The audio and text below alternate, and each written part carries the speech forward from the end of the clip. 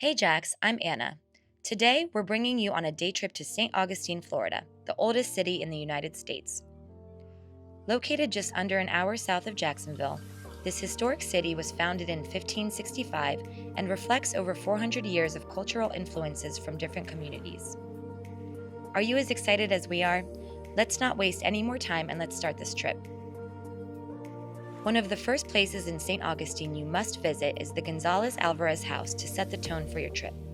Constructed in 1723, this house is the oldest existing residence in America's oldest colonial town.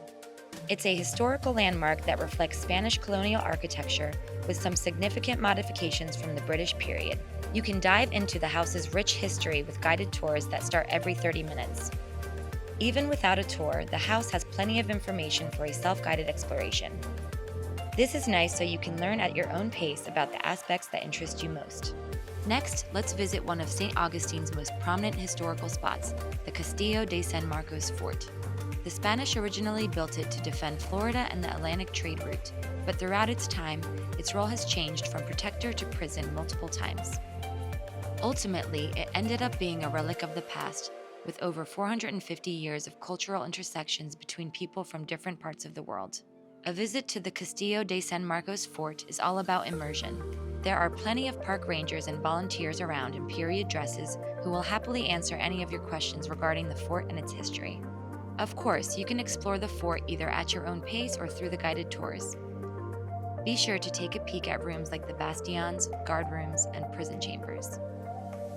Situated in the heart of historic St. Augustine, a small wooden schoolhouse claims the title of the oldest wooden schoolhouse in the United States. The house's unique style is reminiscent of the typical early colonial buildings in the city. There are plenty of school artifacts to see here, but the real highlight of the place is the animatronic presentation about the time's education history.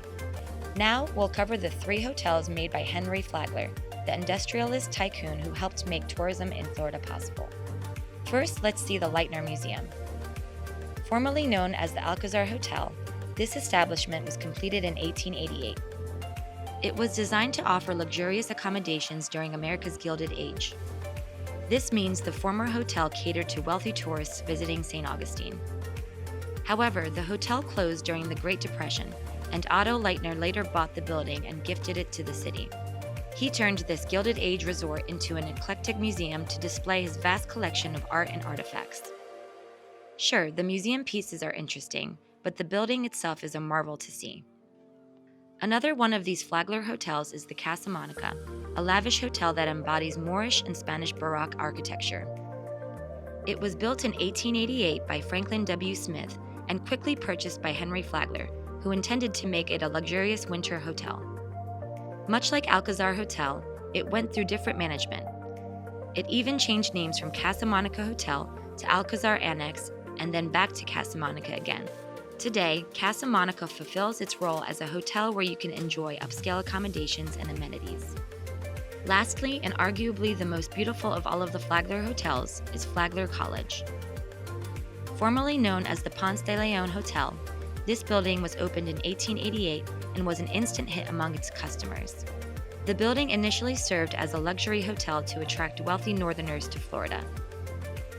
Today, it serves as Flagler College, a small private liberal arts college in St. Augustine.